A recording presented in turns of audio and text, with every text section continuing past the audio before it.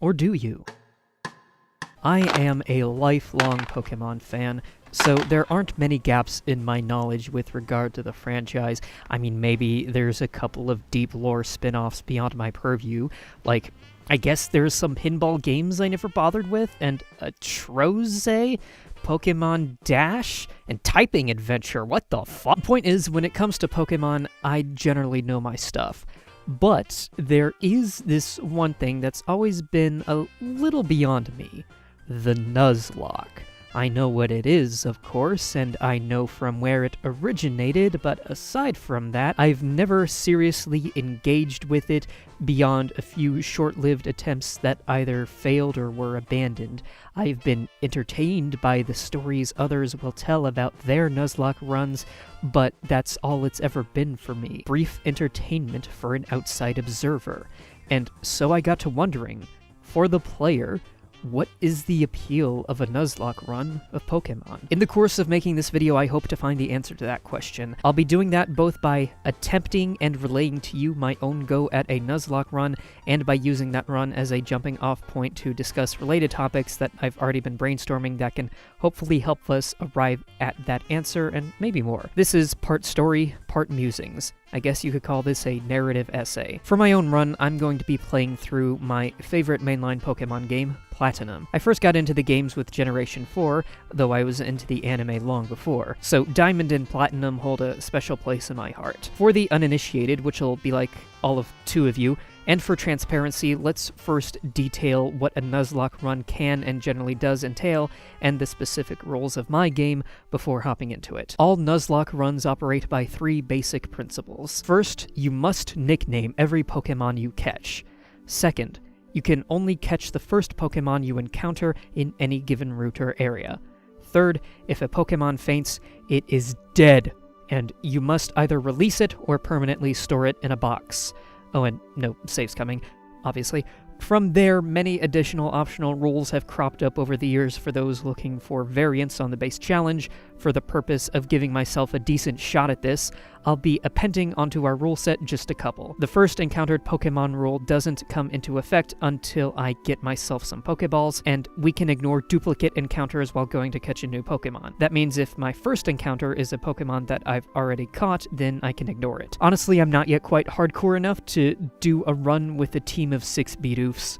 With all of that said, let's boot up Pokemon Platinum and get this journey started. So Professor Rowan asks me a question and gives me only 2 incorrect binary answers, which, whatever, we'll roll with it. I am Linda, this is Ged.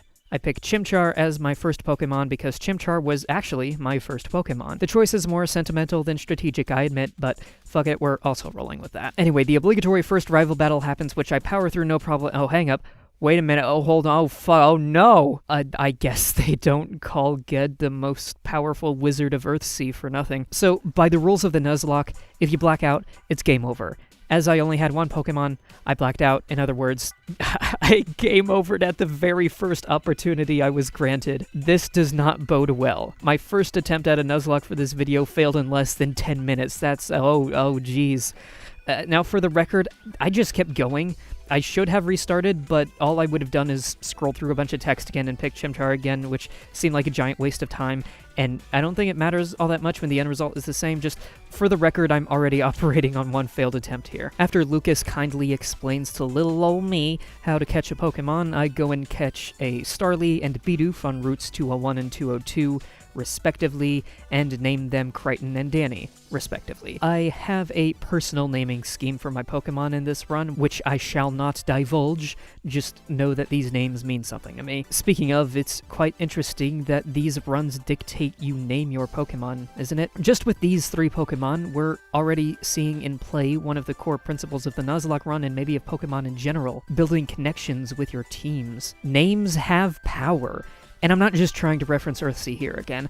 I mean that the act of giving your Pokemon unique names inevitably jumpstarts the players forming a bond with those Pokemon, assuming said player has a heart, that is. The Nuzlocke run wants you to grow attached to your Pokemon, motivate you not to lose them, and make you feel devastated if and when you do. And Pokemon in general kind of wants that too. One line from Gen 2 always stuck with me. After you defeat her, Karen, the last Elite Four member, says, strong Pokemon, weak Pokemon. That is only the selfish perception of people. Truly skilled trainers should try to win with their favorites. And how does a Pokemon become someone's favorite?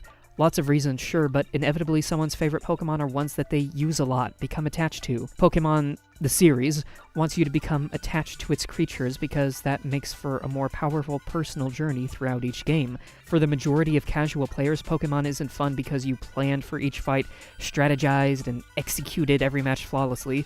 It's fun because you found a few favorites and stuck with them through thick and thin, creating your own stories along the way. It's about connections, and already we're seeing that connection in my Nuzlocke run. I just picked out a Chimchar because I like Chimchar, and already if something were to happen to him, I would kill everyone in this room and then myself. And that goes for Danny and Crichton too. And look at them, look how low level they are, that won't do. Before I move on, they're gonna need to level up a bit. Time to grind. Oh, would you look at that? This Nuzlocke run has already forced me to change my playstyle. In any other run, I'd just throw them at the front of the party and move on, give them whatever experience, and if they faint, oh well, but I can't do that here because they'll fucking die, and that's a big no-no. So, unlike in regular runs, it's time to take my time. I spend a good 15 minutes getting Danny and Crichton each to level 5. It's tedious, but I want them to be safe, and level 5 seemed like a safe bet. After that, I managed to get to Jubilife City with no incident. I hop up to Route 204, catch a Shinx, and name it Katie. I'm a fan of Shinx and its evolutionary line, so this is a good development for me. However, Shinx is pretty weak, so I take another few minutes to get it up to level 6, because I'm aware of the danger that awaits on the path ahead. Route 203 has our first real rival battle, and going in, I'm actually scared. I've never been scared of a rival battle before, aside from that one in Gen 3 under the bridge. I'm scared of this fight both because there's actual stakes and because I have first-hand experience with this guy that tells me he is not to be messed with. I end up scraping by without losing anyone, but his Piplup sure loves to growl, and that gave me no end of worries. My one encounter on Route 203 is an Abra, which is not good. It's got a low catch rate, and its one move is Teleport, and yeah, that's just about what I expected. But wait, the bad luck continues in Orberg Cave when Danny critical tackles my one encounter into next Sunday. I've only got 2 more chances to catch a Pokemon before the gym. The catches weren't very helpful, for the gym at least. On Route 207, I catch a Geodude and name her Sonya, and in the mines I catch a Zubat, Marcus. Really, there wasn't much I could have caught to help with the gym, but oh well. I level up Ralph to 14 to evolve him and learn Mach Punch, as that's the only way I know I'll get out of the gym unscathed. Sure enough, I managed to blitz through Rourke's team with only Ralph. What a champ. Good job, boy. Now, I've got to bench you while I try to catch everyone else up in levels. On the way back to Jubilife, something interesting happens, something that I'd never done before. I have Marcus up front, as he really needs experience, and I come across a Psyduck. I figure, Marcus is really weak, but surely he can take a Psyduck. So I look at his moves, Leech Seed and Supersonic. Not very promising, and in any other situation I'd switch out, but he really needs maximum experience, so I take a risk and use Supersonic. And it works. Despite Leech Life doing very little damage, Psyduck hits itself enough to make up for it, and Marcus wins without having to switch out. Holy shit, I think. I just beat a Pokemon by confusing it. So I go outside and do it again to a Bidoof, and I'm like, holy shit, it worked again. Using a status ailment as unreliable as confusion is something I'd never do under normal circumstances, but the unusual circumstances of the Nuzlocke run have forced me to consider options I never would otherwise, and now I'm finding new ways to play that I never would have otherwise, which feels pretty nice. Anyway, up at the Valley Windworks, I catch a Weasel and name him Franklin. Franklin gives me no end of trouble trying to catch him, nearly wiping over half my party, so I've got a good feeling about him and swap him into the team, replacing Marcus. But also, his beating everyone up makes me realize that, oh, we are not prepared for Mars in the Valley Windworks, so back to the grind it is. I get everyone up to level 13 because that's all I have the patience for. It takes longer than it would have otherwise because I'm too afraid to grind against the Valley Windworks wild Pokemon because those Shellos, as it turns out, are fucking deadly. Who would have thought? They can throw out Mud Bomb and Water Pulse, which both do big dick damage and can lower accuracy and confuse, respectively. Too scary for me, so I went at it on the prior route. Grinding done, the fight against Mars is a little scary, but goes alright.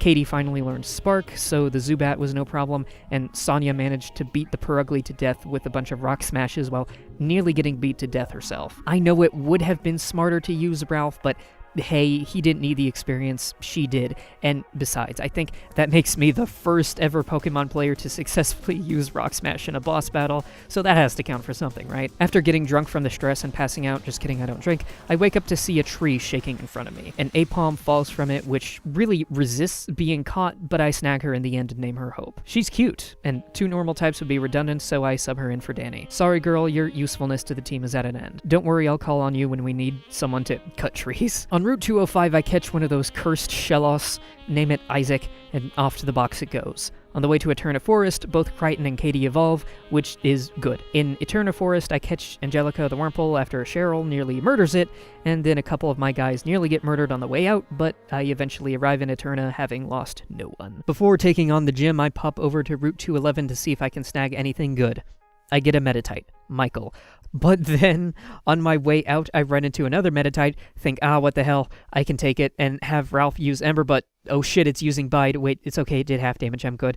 Another Ember will take it out, and oh no, it didn't. It's faster, and it's going to use Bide next turn. Oh wait, it got burned. Oh shit, it died. Oh fuck. Oh god. Ralph, don't scare me like that. Jesus Christ. My precious boy, I'll never put you in harm's way again, I swear. Anyway, Ralph nearly dies fighting Gardenia, but with help from Crichton, we pull through that too. Like, man, we're on a roll now. We've had some close calls, but we've been able to handily defeat everything, and now we're barreling through this Team Galactic building like it's made of sand. These grunts, no problem. This grunt, child's play. This scientist uses an X special attack on his Kadabra, but it's fine because Katie has the highest special defense on the team, and 2 bites will do the trick, and oh fuck! I've made a huge mistake. What? Oh, fuck, man. Hope's fast, and its health is low, so send her out, and wait, it's faster than her, oh no! I've made a huge mistake. Fuck up, shit. Fuck, wait, Crichton has quick attack. Fuck, why didn't I think of that sooner? Crichton. Avenge the fallen.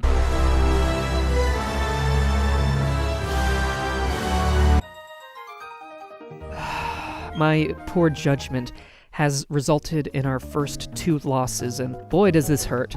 I was really hoping Katie was gonna stick around. Bye-bye hope indeed. Danny's back on the team now, and I also pull in Michael. I leveled Danny up to 15, and she evolves into B-Barrel and is now part water type. Her typing and moveset is feeling really redundant at this point, but that's just something I'm gonna have to live with.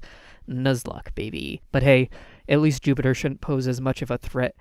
Since when does Zubat know Giga Drain? So there goes Sonya, and that's 3 precious teammates we've lost in the space of less than an hour. Outside, Cynthia gives me an egg that I hatch Arthur the Togepi. At this point, I decide to keep Danny around just for HMs while I grab the EXP share and train up Arthur and Michael. I really need to start doing research. This grind is the most grueling one yet. I get bored very quickly and try to see if I can move on, which was a very bad idea. This trainer had a level 21 Pikachu. Keep in mind that only 2 of my remaining Pokemon are level 21, and having lost Sonya, I had no hard counters to it, and then having not been scared off, I foolishly challenged this trainer with a level 21 Staravia, which was somehow even deadlier. Having lost Katie and Sonya, I also had no counters to it, and it did a fuck ton of damage and could have killed my whole team and nearly killed several, including Ralph. I am not having a good time right now. Those 3 deaths in the Galactic building really hit hard. I'm going to need to do even more grinding to stand a chance and hopefully catch some more varied Pokemon in the following routes with regard to type. My limited ability to catch Pokemon is really starting to hurt at this point in the run, and that's got me thinking. You know the catchphrase, right? Gotta catch 'em all. That slogan could be said to embody one of the core principles of the Pokémon franchise, reflected in the marketing and encouraged in the games. That earworm of a slogan that has burned itself into our collective unconscious since before many of us could comprehend the influence of marketing gimmicks on our impressionable little minds. Not only does that slogan warp our subconscious to encourage us to adopt that collector's mindset to make us want to, in fact, catch 'em all, but the very ways the games were sold to us teased that collector's itch by hampering our ability to do so, selectively holding back just a handful of creatures depending on which version you chose. And while theoretically, and honestly practically, that encouraged kids to socialize and trade with their friends and whatnot to complete their collection, that also left room for lonely individuals to buy essentially 2 copies of the same game along with 2 systems in order to trade with themselves. I'm not speaking from personal experience, I swear. All in all, the drive to collect was more or less a marketing gimmick meant to boost sales, a drive further encouraged by the games themselves, giving you little rewards for actually going through with it, whether it be a little printable certificate that was little more than a pat on the back, to an in-game item that boosted the appearance rate of shiny Pokemon, which, cool, who doesn't want that, right? All of this is to say that collecting Pokemon, catching as many as you can, is a core element of the franchise, and yet the Nuzlocke explicitly forbids that, and in doing so, highlights a core contradiction within the franchise. Pokemon as friends versus Pokemon as checklist items. We already talked earlier about how the franchise encourages you to bond with the creatures you capture and forcibly remove from their native environment in order to make them fight to the bloody death, and how the Nuzlocke leans into this aspect by limiting the Pokemon you capture and by having you name all of them. But tell me, how can you form a bond with a Pokemon that you catch just for the sake of completion? One that goes into a box and never emerges again? That question is, of course, rhetorical. The answer is, you can't, unless you go out of your way to do so. And are you going to do that for all 896 creatures? No, I thought not. And that's irritating, isn't it? The main games are characterized by these two competing ideologies. They're your friends and you should love them, but also please catch every last one of them and buy the other game if you have to. And how are you supposed to feel when being pulled in two conflicting directions like that? I don't have an answer to that question, but I do think we found one reason that the Nuzlocke has such a lasting appeal. It eliminates that core contradiction by discarding one of the elements and focusing on the other. Gotta catch 'em all does not apply. All you have are the friends you make along the way. For people who find joy in raising and bonding with their Pokemon instead of mindlessly filling out a checklist, the Nuzlocke run has strong appeal because it encourages the forming of said bonds through the limited captures and the looming threat of death. Anywho, after more grueling grind, Michael and Franklin are up to 19, Arthur's at 18. I decide that's good enough and power through the cycling road. I have never been more stressed fighting a series of normal-ass trainers in my life. All of them did big dick damage, near murders happened, and I was so very fucking relieved when I was through that place. Down on Route 206, I catch a Gligar, Karen, and sub her in, replacing Arthur. Grinding on 206 goes a lot smoother since the wild Pokemon there are more generous with their experience points, is what I'd like to say, except I didn't know that the Geodudes there could have self-destruct and one takes down Franklin. Fuck. This is too many losses. Way too fast. I'm losing all my important types and am getting settled with repeat typings. Guess Arthur's back on the team now. Did you miss us, buddy? Don't lie, you were gone for like 5 minutes. Turns out Arthur has pretty good defense. Better than Michael's, that's for sure, because when I do a double battle trying to move on with Arthur and Michael, our precious Meditite just gets murdered. They just ganged up on him, which... fuck. Also, it turns out that Karen has stupid good defense because she tanks a couple of self-destructing Geodudes. Thankfully, Lucas shows up and grants me the Versus Seeker, which is going to make grinding much easier, especially since I just decided to put Isaac in the party for the first time, almost begrudgingly. Here's hoping he'll be useful. Over on Route 208, I catch a Budew, Lillian. And I must say, with this Versus Seeker, the ability to choose my battles, things are going a lot smoother. I'm happy to have caught Lillian because I know I'm going to need a grass type for the water gym a little later.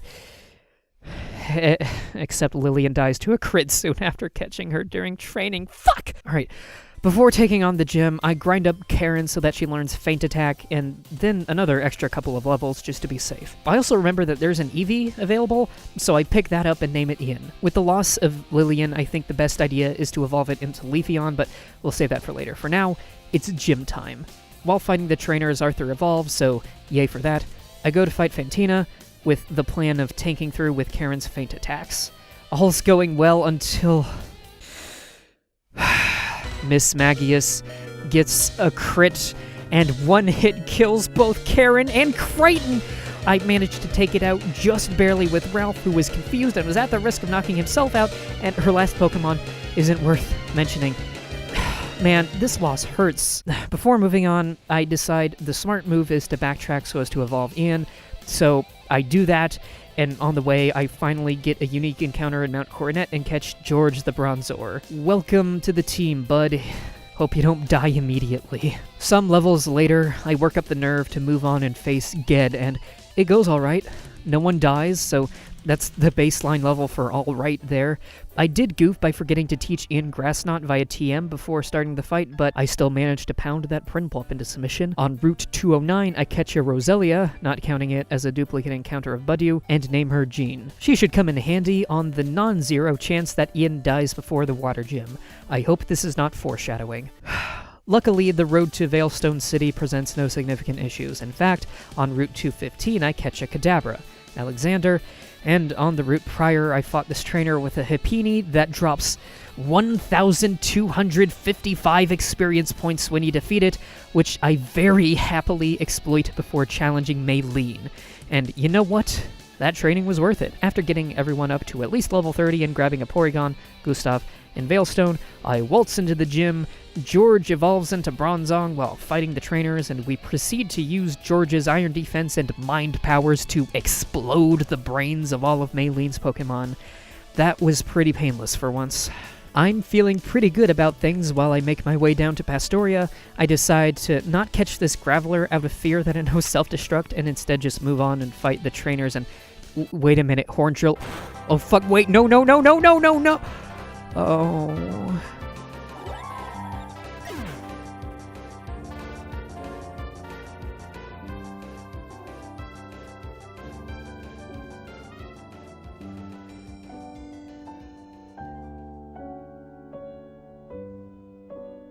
To quote the title of a Jenny Nicholson video, this run is a dumb exercise in misery. I throw Jean on the team and make her hold the EXP share while I murder everything else on my way to Pastoria. The only other thing of note that happens is I catch a Houndour, Anya. Knowing my luck, that's an omen Ralph's gonna die soon.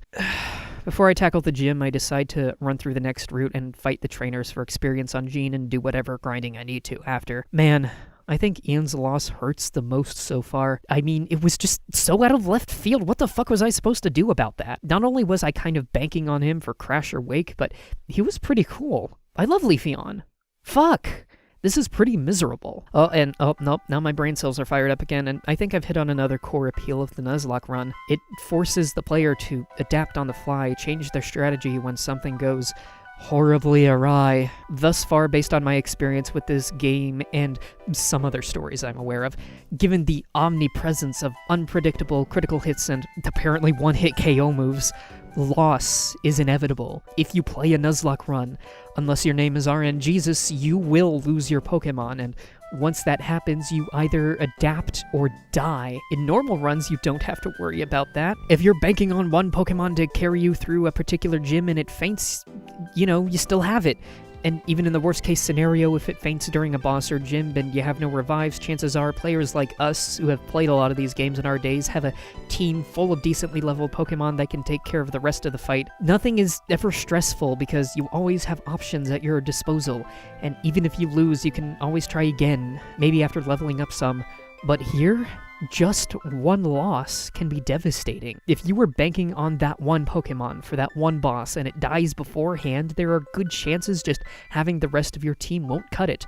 They may be at a type disadvantage, and even if they're not, there's every chance that they're barely keeping up in levels. If that, given the constant need to swap out dead Pokemon with fresh ones that sap up experience points when trying to level them, if you lose a vital Pokemon, you better hope you've already caught one that can replace it and that you can sufficiently level it in time, or that otherwise the rest of your team can learn some super effective moves or make good use of status ailments or what have you.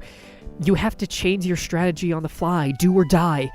That can happen at any moment in a Nuzlocke, and that's something that never happens in a normal run. So for veteran Pokemon players for whom the games have long since ceased to be challenging, herein lies another appeal of the Nuzlocke.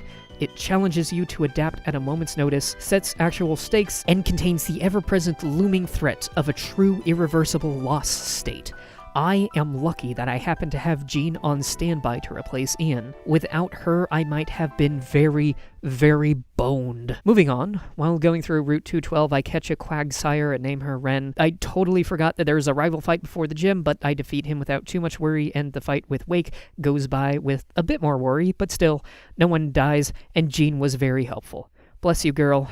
Arthur helped too. I have some scares on the way up to Celestic Town with a cursed Grottle and a Machoke who just kept landing critical hits, but I scrape by and Ralph finally evolves into Infernape. In Celestic is the first fight with Cyrus.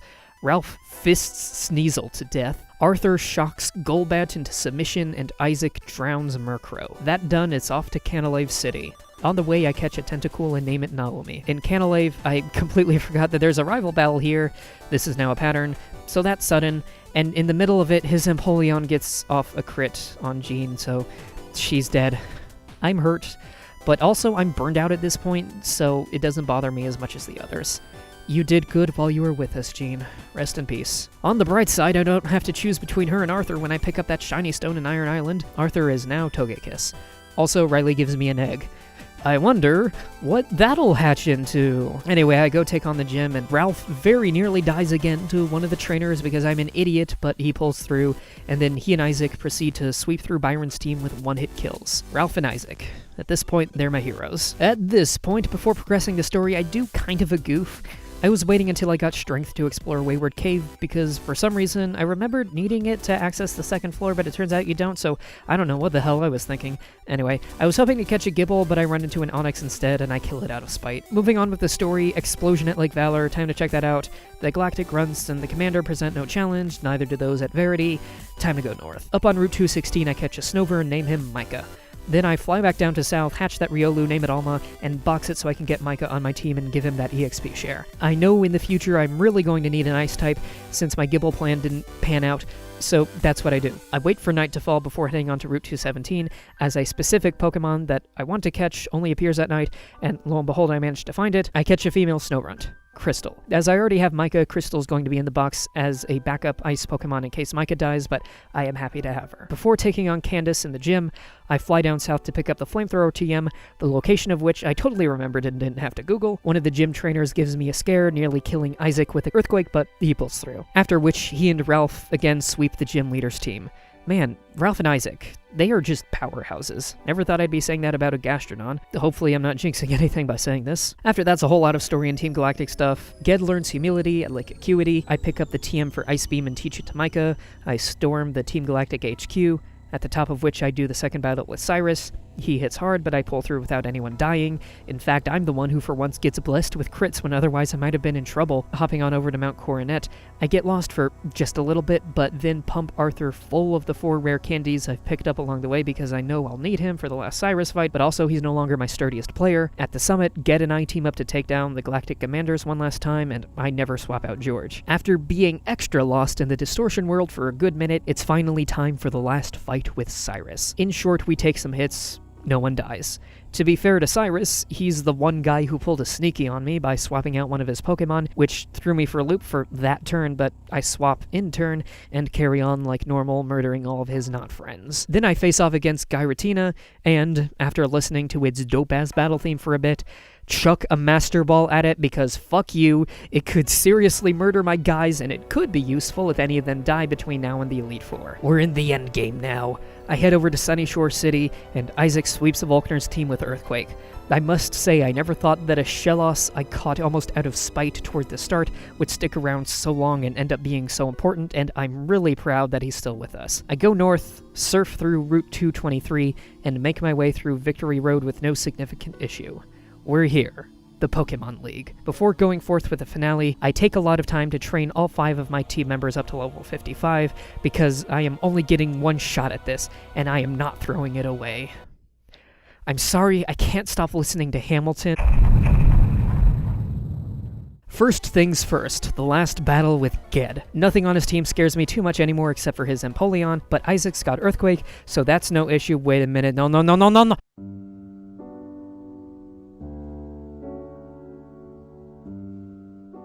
Ralph takes tearful revenge with a Mach Punch, but no. It's okay, I can work around it. I was planning on Isaac being able to carry us through the ground and fire Elite Four members, but it's okay. Micah should be able to handle most of the groundies, and I'll teach Rock Slide to Ralph, so he should be able to power through Flint's team. Should be fine. I'll take along Below as backup and Renee as fodder, and it's time to die. In retrospect, I realized that the loss of Isaac was my Brunswick moment. A single tragedy that cascaded into ultimate doom. Let's back up a minute. The Nuzlocke run was popularized by a webcomic called Pokémon Hard Mode by Nick Franco. This comic set the rules that are the foundation for all Nuzlocke runs today, and without it, well, modern Pokémon Challenge runs might not be the same, but while it is the comic that popularized the concept and a pretty fun read, it's not the comic that sold me on the run, that made me understand enough of the appeal to make me want to try it. That honor goes to the webcomic Brunswick by Ben Saint. I encourage you to go read that comic yourself, link in the description. It's pretty short and the artwork's great, but what's interesting about this comic is that it's not about a whole Nuzlocke run, just how one ended. It's a tragedy about the player getting so invested in one of his teammates, carefully raising and cherishing it, and betting everything on that one Pokemon, only to lose it in a random, unpredictable, tragic accident, and from there all the player can do is march toward his inevitable doom. It shows that even for experienced players, the outcome of a Nuzlocke is never guaranteed. It's a challenge run built for tragedy. It sucks, it hurts, but you know what? It sure makes for a good story. The first Elite Four member, Aaron, poses no challenge. Ralph and co. burn his bugs to a crisp. Next up is Bertha, which I figure Micah should be able to power through, but I'm worried about her Gliscor and Golem and their Fire Fangs, so for Golem I switch out to Ralph, figuring that close combat should be able to one-hit KO it, and it didn't, and it's using Earthquake, and So, it turns out that Micah could have just one-shot that Golem, so Ralph died stupidly for nothing because I was an idiot, and at this point I realize I'm pretty much fucked. This wouldn't have happened if I'd had Isaac to power through Bertha, but I didn't, so now I've got nothing to counter Cynthia's Lucario, and even if I do make it to her, short of a Crit Fest miracle, there's no way I'm beating her, and I do make it to her. I managed to scrape by the battle with Flint. How, I'm not sure, but it involved a lot of potions, and George was able to tank through the fight with Lucian by making judicious use of Confuse Ray, which is something I never thought I'd do, but then we've still got to deal with Cynthia, and, well, at this point I'm resigned to my fate. I've lost two of my most important party members. This can only end poorly. I start off with Arthur, who ends up taking down Spiritomb with little trouble. Cynthia sends out her own Togekiss, higher level than Arthur, and it knows Shockwave, but I figure Arthur can tank a couple of hits while he puts it to sleep. I was wrong. Her Togekiss gets a crit, and there goes Arthur. Micah finishes off the Togekiss, and then she sends out Lucario. Before losing Ralph, I wasn't scared of this guy. I was naive. Lucario gets a crit and kills George. Then Below dies to Hail, and then finally, Lucario takes out Micah with one hit. And that's it. Game over. I lose. The loss of Isaac was the first loss in a spiral of doom that led first to Ralph's death and then my inevitable demise. Truly, Isaac, my unexpected loyal Gastrodon, was my Brunswick. And that, as they say, is that.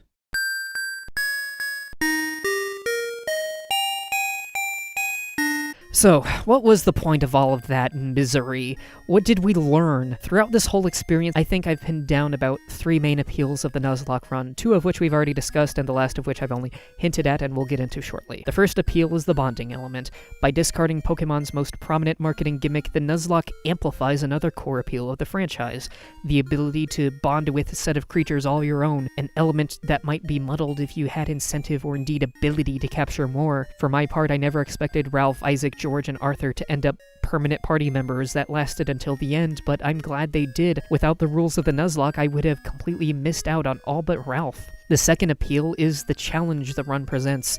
It forces experienced players to learn new strategies and adapt quickly when something unexpected happens. And by unexpected, I of course mean someone fucking dies. In this run, I was more prone to using stat-affecting moves like Iron Defense and inflicting sleep and confusion than I ever am in normal runs, and I was constantly swapping in and training new Pokemon thanks to how often I lost them. God, how many did I lose again? Let's look at our graveyard here. In this exact order, I lost Katie the Luxio, Hope the Apom, Sonia the Geodude, Franklin the Buizel, Michael the Metatite, Lillian the Budew, Karen the Gligar, Crichton the Staravia, Ian the Leafeon, Jean the Roselia, Isaac the Gastrodon, Ralph the Infernape, Arthur the Togekiss, George the Bronzong, Below the Giratina, and Micah the Abomasnow, and Renee the Quagsire. I lost 17 Pokemon like, fuck, man. The constant rotating in and out of Pokemon meant that my team never looked the same, and I was always having to change and adapt my plans. I also spent much more time grinding than I usually do. This run always kept me on my toes, challenged me like this series hasn't since my earliest days of playing it, getting stuck on Cynthia for days on end, my child brain not comprehending that I needed a more balanced team, more leveled teammates than just an overleveled starter. Oh wow, that's surfacing memories I haven't thought of in ages. All that said, what's this mysterious third appeal I've only hinted at? Well, I've actually already said it. It sure makes for a good story. Having done a run myself, what excites me most about it is that now I get to share it. Wholly unlike the core gameplay experience, a Nuzlocke run always makes for a good story. There's little exciting talking about how you beat Ruby again for the 100th time, but there is something tantalizing in weaving a narrative about how you challenged yourself to never let a Pokemon faint and tragically lost at the last moment. I think the Nuzlocke run has been so enduringly popular, not just because it's a fun challenge for players, but because even non-players enjoy hearing about them so much. Hell, my primary interaction with Nuzlocke runs for the longest time has just been reading those webcomics, watching those videos people make about their own runs. Just recently, Jaiden Animations put out a video on her first Nuzlocke, which may or may not have been one of the catalysts for me finally sitting down to make this video, and my fondness for Pokemon challenges may or may not have spun off into me zoning off to one too many of those Mah-Dry-Bread videos, having them on in the background while I do other things. There's no getting around it. Nuzlocke runs just make for great stories that we love telling and hearing about in so many forms. I'm disappointed that I lost my run, sure, but now that disappointment has been replaced with excitement that I get to turn it into a video and share it with the world. Honestly, this whole narrative essay video idea might just have been an excuse to make a video like, hey guys, look, I did a Nuzlocke. In sum, the Nuzlocke experience is a challenging one of tragedy and loss, but there's also fun to be had, both in overcoming the challenge or not, and in sharing your experiences with others, or just being happy to read about or watch other people's Nuzlocke stories. So, while I'm not quite sure I'll be in a hurry to attempt another Nuzlocke run anytime soon, I sure am glad I did this one, and I'll be more than happy to hear about some more. Thanks for sitting through my ramblings about my experiences with adults making a children's game far more difficult than it needs to be. Have any thoughts you want to share? Did I hit on the appeal of the Nuzlocke well enough, or am I just bad at videos game? Leave a comment and let me know. Next month I'll probably give myself a break, hopefully that's what I thought about this month, and just make a short video, probably whatever comes to mind about Ojamajo Doremi once I start watching it. Thanks again for watching, and don't forget to be gay and do crimes.